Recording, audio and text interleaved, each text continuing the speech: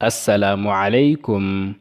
Dhammaanteen waxaan wada garanaynaa qisadii nebiyullaahi ciise calayhi salaam iyo inuu aabbo la'aan dhashay oo ay dhalashadiisuba ahayd mid mucjiso ah. Waxaan kaloo ognahay in hooyadiisu ay ahayd maryamata bintu cimraan calayha salaam. Balse ma garanaysaa cidda ay ahayd maryamo calayha salaam? Maxay ahayd qisadeeda? Muxuu Alle subxaanahu wa tacaala dumarka kale ooga doortay in ay hooyo u noqoto nebi ciise calayhi salaam? Maxaa qabsaday kadib markii ay dhashay nebi ciise calayhi salaam? Waxaan muuqaalkan gudihiisa idinkugu soo gudbin doonaa qisadii maryamata bintu cimraan calayha salaam iyo faahfaahinno dheeraad ah oo aysan weligooda maqlin dadka intooda badan. Daawasho wacan. Balse ka hor inta aanan bilaabin, haddii aad nagu cusub tahay fadlan ha iloobin janalka inaad subscribe saarato si aad inoo dhiiro geliso, gambaleelkana furo si ay kuu soo gaaraan muuqaaladeena xiga. maryamo calayha salaam waxay ka mid ahayd aala cimraan, wuxuuna aala cimraan abtirkoodu ku laabanayaa nebiyullaahi sulaymaan binu daawuud calayhi salaam. maryamo aabbaheeda waxaa la odhan jiray cumraan. Wuxuu ahaa nin wanaagsan oo aad u cibaado badan. Wuxuu wadaadada iyo dhammaan dadkii kaleba bari jiray diinta iyo shareecada Alle subxaanahu wa tacaala.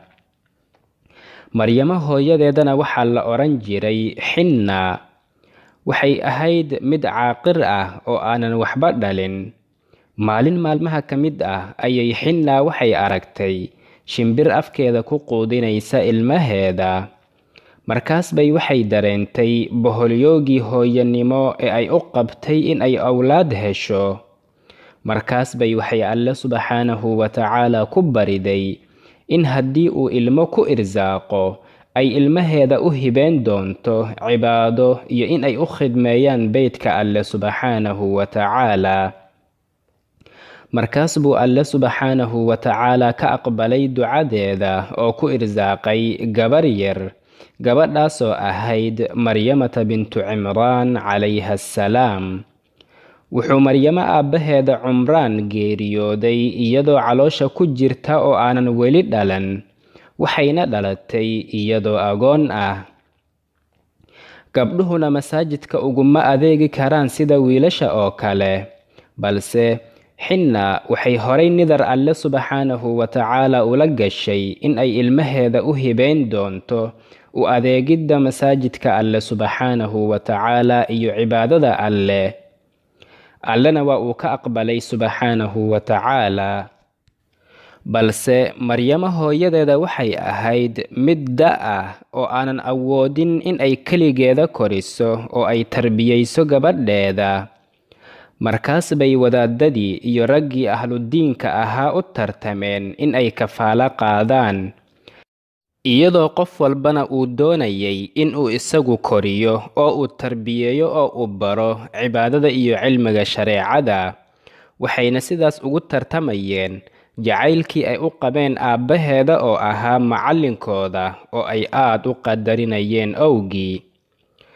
Waxaana dadkii tartamayay ka mid ahaa nebiyullaahi zakariya calayhi salaam. Wuxuuna nebi zakariya calayhi salaam qabay maryamo habaryarteeda. Wuxuuna doonayay inuu isagu noqdo qofka kafaalo qaadi doona. Ugu dambayntii wuxuu Alle subxaanahu wa tacaala qadaray in maryamo uu kafaalo qaado nebiyullaahi zakariya calayhi salaam oo isagu qabay maryamo habaryarteeda. Waxay maryamo ku kortay oo ku weynaatay masaajidka dhexdiisa iyadoo ateecaysay oo caabudaysay rabbigeeda subxaanahu wa tacaala. Sidoo kale xifaadinta Alle subxaanahu wa tacaala waxay ahayd mid aanan marnaba ka maqnayn.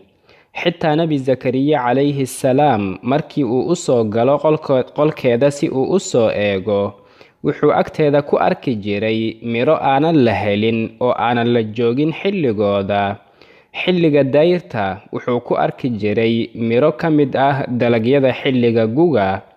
Xilliga gugana wuxuu ku arki jiray miraha xilliga dayrta.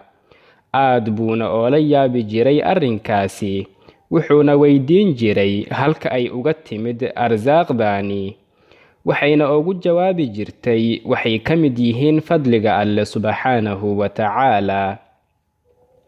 Allena wuxuu yidhi subxaanahu wa tacaala: wakafalahaa zakariya kulamaa dakhala calayha zakariya almixraab wajada cindaha risqa qaala yaa maryamu annaa laki haada qaalat huwa min cindi illaah.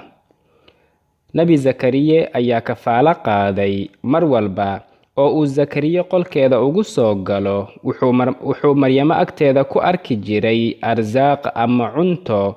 markaas buu ku odhan jiray: yaa maryama, xaggee bay kaaga timid arsaaqdaani? waxay ku odhan jirtay: waxay iiga timid Alle agtiisa subxaanahu wa tacaala. Alle ayaa doortay maryamo calayha assalaam, wuxuuna markii ay weynaatay u doortay in ay hooyo u noqoto nebiyullaahi ciisa calayhi assalaam. maalin maalmaha ka mid ah oo maryamo keligeeda ay caabudaysay rabbigeeda subxaanahu wa tacaala, ayuu Alle subxaanahu wa tacaala u soo diray jibriil calayhi assalaam, isagoo isku soo ekaysiiyey qof bani aadam ah. markaas bay maryamo ka argagaxday oo Alle subxaanahu wa tacaala uga magan gashay shartiisa. markaas buu wuxuu u sheegay in uu yahay malag uu Alle subxaanahu wa tacaala u soo diray si uu raximkeeda ugu afuufo ruux oo min cindillaahi ah, si uu Alle subxaanahu wa tacaala qudradiisa canug ugu arsaaqo, canugaasoo mucjiso looga dhigi doono dadka, oo daliilna looga dhigi doono awoodda Alle subxaanahu wa tacaala. Allena wuxuu yidhi subxaanahu wa tacaala: فأرسلنا إليها روحنا فتمثل لها بشرا سويا قالت إني أعوذ بالرحمن منك إن كنت تقيا. waxaan u soo dirnay malakul jibriil, markaas buu isku ekaysiiyey qof bani aadam ah. markaas bay tidhi: Alle ayaan kaaga magan galay haddii aad tahay mid Alle ka baqaya. maryamo ayaa aad ula yaabtay markii ay maqashay malagga hadalkiisa. markaas bay tidhi: sidee baan uur u qaadi karaa anigoo gabar ah oo uusan nin i qabin, oo uusan weligayna nin i taaban? markaas buu malaggu u sheegay in arrintaasi ay tahay mid Alle agtiisa ka fudud, oo uu Alle subxaanahu wa tacaala yahay kan basharkaba ka abuuray dhoobada, iyo in wax walba ay ku dhacayaan qudradiisa subxaanahu wa tacaala. markaas bay maryamo taladeeda u dhiibatay oo u tala saaratay rabbigeeda subxaanahu wa tacaala, waxayna yaqiinsanayd in uusan Alle subxaanahu wa tacaala dayici doonin. waxayna yaqiinsaneed in arrintaani ay tahay imtixaan uu Alle subxaanahu wa tacaala iyada ku tijaabinayo. balse sidee bay qoomkeeda uga dhaadhicin doontaa in uurkeedu uu yahay mid bari ah oo uusan garac ahayn? kadib markii ay maryamo uur yeelatay oo calaamadihii uurkuna ay bilaabeen inay ka soo muuqdaan, ayay ka soo baxday mixraabkeeda ama qolkeeda oo ku dhex yaalay baytalmaqdes, iyadoo u baxday in ay tagto meel ay isaga qariso dadka ishooda si aanan loo arkin uurkeeda. ugu dambayntiina waxaa soo dhowaatay xilligii dhalmada, waxaana ku bilowday xanuunkii adkaa ee foosha, iyadoo keligeeda ah oo uusan la joogin qof bani aadam ah oo wax u tara ama niyadda u dejiya oo kala qayb qaata xanuunkeeda. markaas bay hoos fadhiisatay geed timireed ku yaalay meel cidlo ah, si ay halkaasi ugu nasato ilaa ay fooshu u dhammaato oo ay ka dhasho. balse waxaa isugu tagay xanuun aad u daran iyo murugo, ilaa ay ku tamaniday in ay dhimato si ay uga raaxaysato dhibaatadan ay marayso. Allena subxaanahu wa tacaala wuxuu yidhi: فأجاءها المخاض إلى جذع النخلة qaalat yaa laytanii mittu qabla haada wa kuntu nasyan mansiya. waxay fooshu qabatay iyadoo hoos fadhida geed timireed. markaas bay waxay tidhi, yaa laytanii, maxaan horay u dhiman waayay ama aan u noqon waayay mid aan la abuurin. balse alle subxaanahu wa tacaala ma uusan halmaamin mana uusan dayicin. alle ayaana ah qofka ugu khayr badan ee wehel laga dhigto oo la kaalmaysto.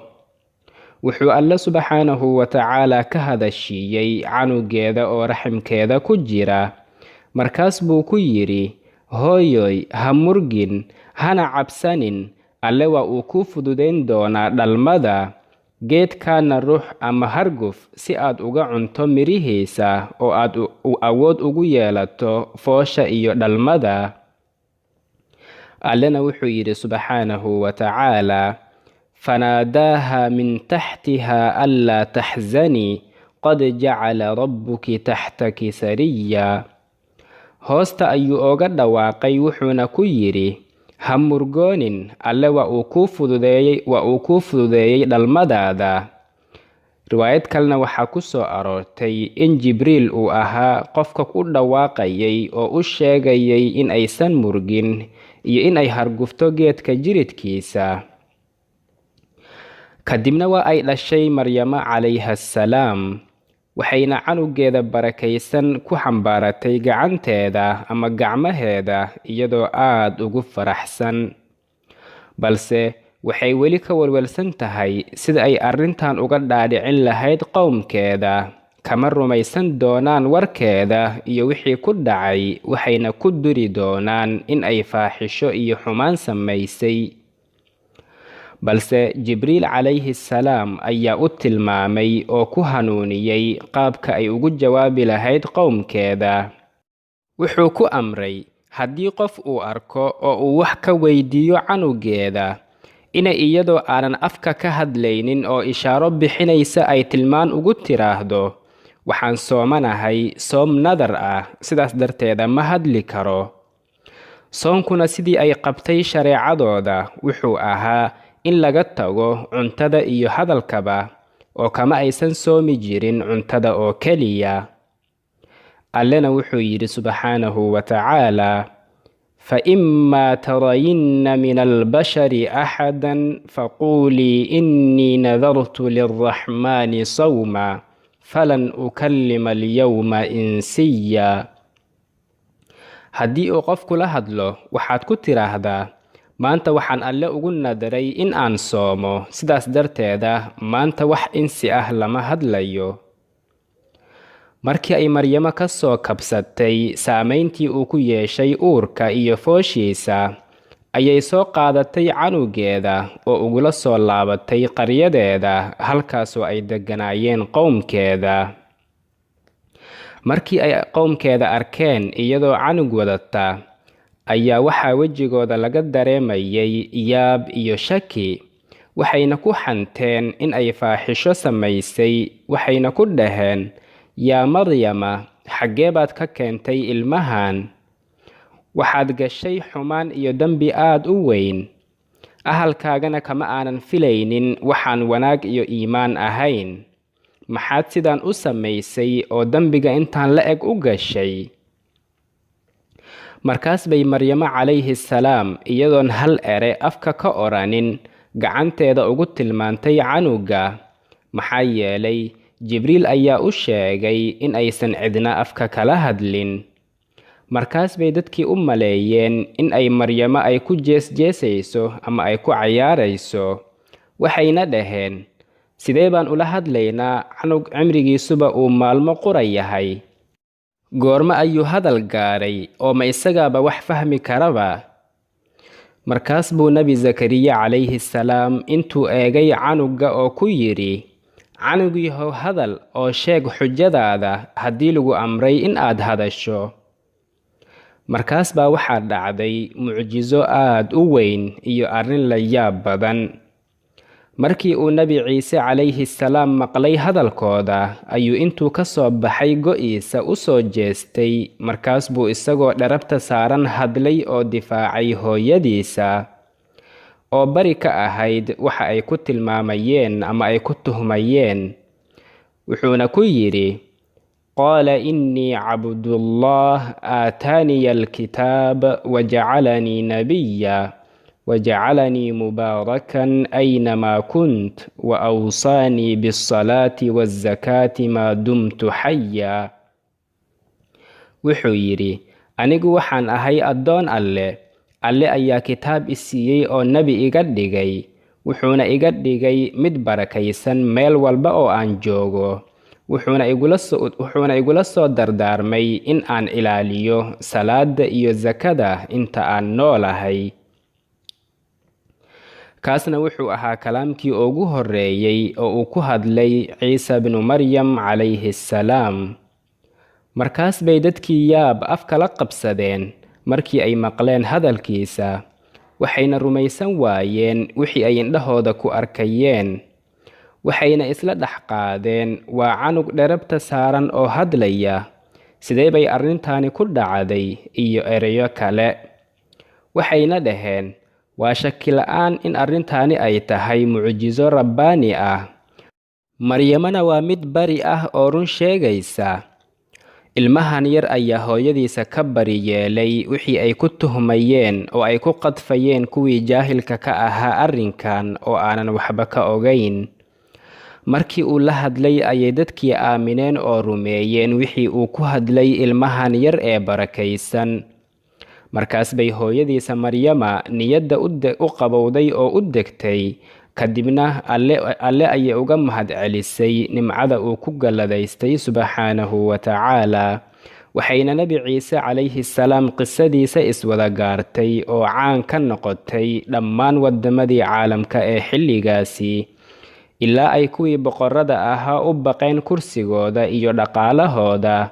markaas bay waxay u soo direen qof dila ka hor inta uusan iyaga ka takhallusin, maxaa yeelay waxay ogaayeen haddii uu weynaado in uu nebinimadiisa ugala wareegi doono boqortooyadooda. waxay maryamo calayhi salaam ogaatay dhagarta ay boqortooyadu la maaganayd canugeeda. markaas bay canugeeda intay qaadatay ula safartay masar si ay uga fogayso kuwa doonaya in ay dhibaato u geystaan. waxayna masar kula sugnayd ilaa cimrigiisu uu ka gaaray 12 sano. kadibna wuxuu alle subxaanahu wa tacaala ku amray in ay shaam ku laabtaan. markaas buu wiilkeedana ku waafaqay oo ku soo laabteen qowmkooda. kadibna waxaa nebi ciise calayhi salaam iyo qowmkiisa dhexmaray wixii dhexmaray muddo 20 sano ah oo uu ku dhex noolaa qowmkiisa, oo ay ka mid ahaayeen addacwatu ilallaahi tacaala iyo mucjisooyinkiisii rabbaaniga ahaa, ilaa qowmkiisu ay ka dhagreen oo ay ku hamiyeen in ay dilaan, balse uu alle subxaanahu wa tacaala ka badbaadiyey. maryamana calayha assalaam waxay nooleed 53 sano, waxayna geeriyootay 5 sano kadib markii uu alle subxaanahu wa tacaala samada u qaaday nebi ciise calayhi assalaam. nabigeena muxamed calayhi salaatu wassalaam ayaana ku sheegay xadiiskan: can anasin qaala rasuulu llaahi sala allahu calayhi wasalam: khayru nisaa'i alcaalamiina 4: maryamata bnata cimraan waaasiyata imra'ata fircawn wakhadiijata bintu khuwaylad wafaatimata bintu muxammadin rasuulillaah. wuxuu yidhi rasuulkeena calayhi salaatu wassalaam: dumarka waxaa ugu khayr badan 4 oo kale ah maryamata bintu cimraan iyo aasiya oo ahayd fircawn xaaskiisa, iyo khadiijata bintu khuwaylad oo ahayd xaaskii koowaad ee nabigeena muxamed calayhi salaatu wassalaam, iyo faatimata bintu muxammadin oo uu dhalay nabiga sala allahu calayhi wasalam. waxaan filayaa inaad ka wada faa'iidaysateen muuqaalkan. haddii aad ka faa'iidaysatay fadlan ha iloobin inaad like saarto oo aad la sii wadaagto asxaabtaada. haddii aad nagu cusub tahayna fadlan ha iloobin channelka inaad subscribe saarato si aad inoo dhiirageliso gambaleelkana furo si ay kuu soo gaaraan muuqaaladeena xiga. hana iloobina inaad aragtiyadiina noogu reebtaan qaybta hoose ee commentiska. هذا والله سبحانه وتعالى أعلى وأعلم، وصلى الله وسلم وبارك على سيدنا محمد وعلى آله وصحبه أجمعين، والسلام عليكم ورحمة الله وبركاته.